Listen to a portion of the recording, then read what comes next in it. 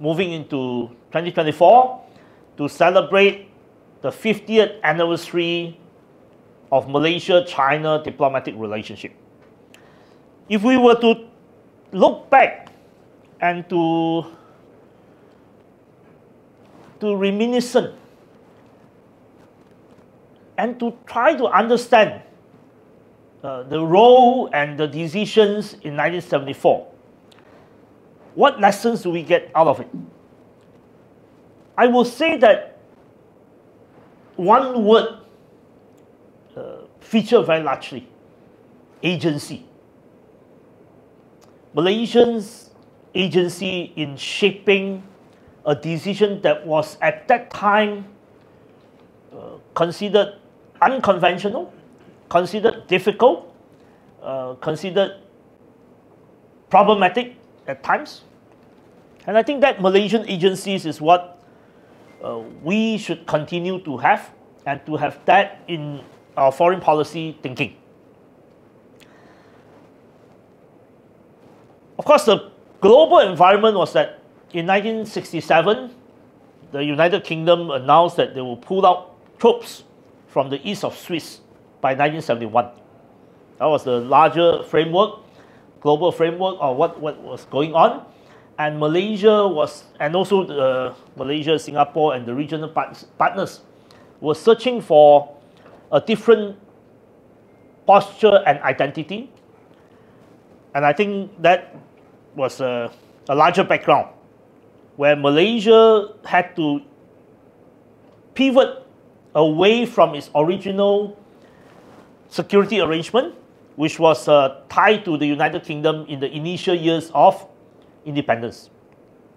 But also, around the same time, Henry Kissinger visited China in 1971, and in 1972, Richard Nixon visited China.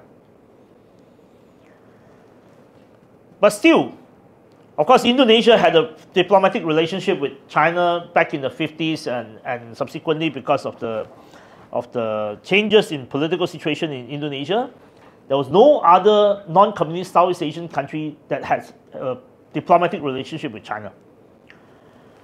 Well, of course, by early 70s, after the May 13 incident, there was a new prime minister in Tun Abdul Razak, and there were incidents that led to a lot more contacts.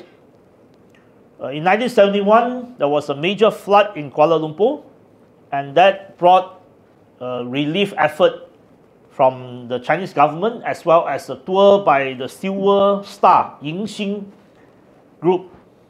My father was a taxi driver, and he was driving them around KL. So I remember the stories. Subsequently, after the ping-pong diplomacy between US and China, Malaysia also had its own ping-pong diplomacy in November 1971. All this eventually contributed to the final decision of having what they call establishing diplomatic relationship in 1974. Therefore, this idea of agency is something that I think we should keep in mind, and we should hold it strongly, that the Malaysian state, in difficult international circumstances and in changing international circumstances, we have agencies, and we are able to shape things to a certain extent, even we are not a big country. Today's discussions is framed by the organizer to center around China's three initiatives: Global Development Initiative, Global Cultural Initiative, and Global Security Initiative. I want to take it from a different side. I want to ask what Malaysia wants out of this. I want to ask what Malaysia wants out of this, and I try to frame it in three middles. The first middle is in our economic relationship with China. I think it is important that we have a clear idea what we want to see Malaysia in the years to come. And in that context, our relationship, our economic relationship with China will be fruitful for our people and for our nation. When China joined WTO in 2001, China had less than 100 million middle class. Today, China has 400 million middle class. And the NDRC had this idea that by 2035, there should be 800 million middle class. 扩中, to expand the middle class. But what do we want? We want to see a strong middle class in Malaysia, and we also think that a strong middle class in Southeast Asia will be good for everyone. Now we have less than 100 million middle class in Southeast Asia. However you measured it, I'll leave it to the scholars to measure what the middle class means. But imagine that in the next 10, 15 years, imagine that in 15 years' time, we have 300 million middle class in Southeast Asia. That will be a very different Southeast Asia. That the Southeast Asian states will not just be a production site, but it will also be a consumer site. It will also be a very strong market. And therefore, when we conceive our economic relationship with China, it is very important that we explain to our Chinese partners that we want to see investment.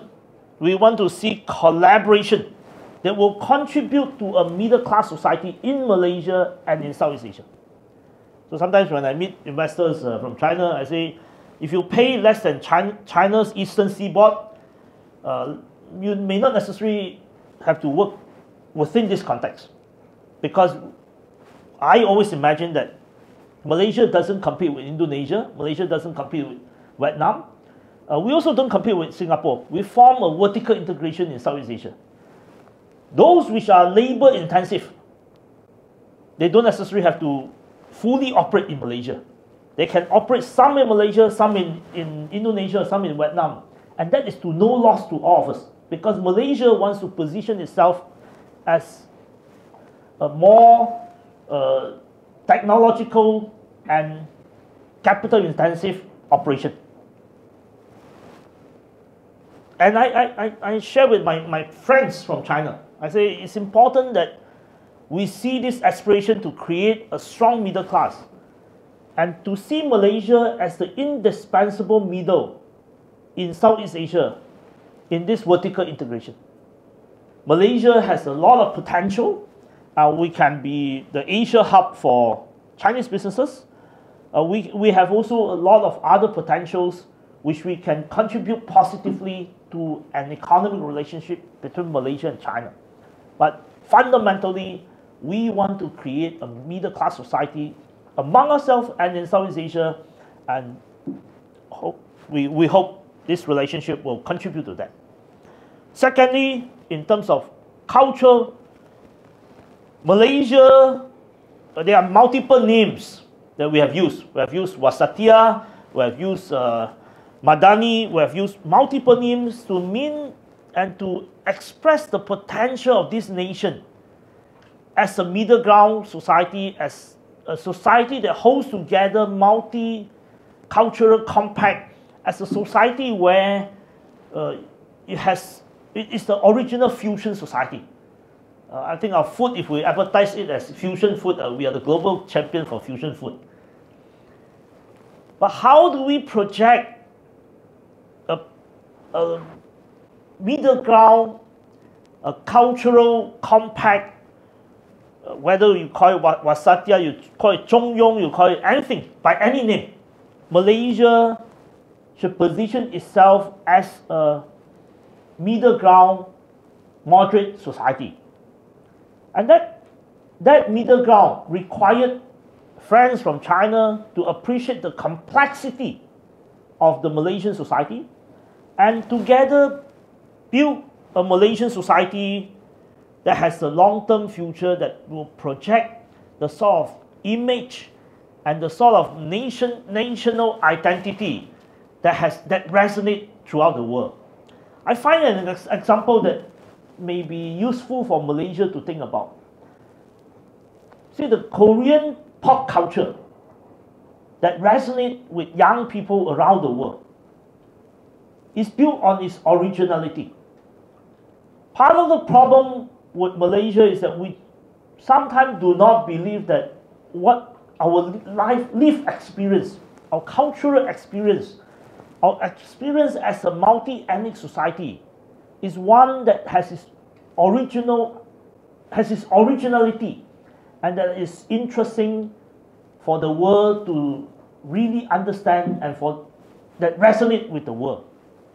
So there are issues that we will have to deal with, and I always say that within the Malaysian context, we should see that all languages belong to everyone, including in the context of Malaysia, we should see Mandarin as a language for everyone, so that we break away from the original ethnic categorizations of things, but see Malaysia as a middle ground, as a place where we bring everything together, and our originality is in the sense that we are multi-ethnic, we are multicultural in ourselves. Each of us is a multi-ethnic representation of this nation.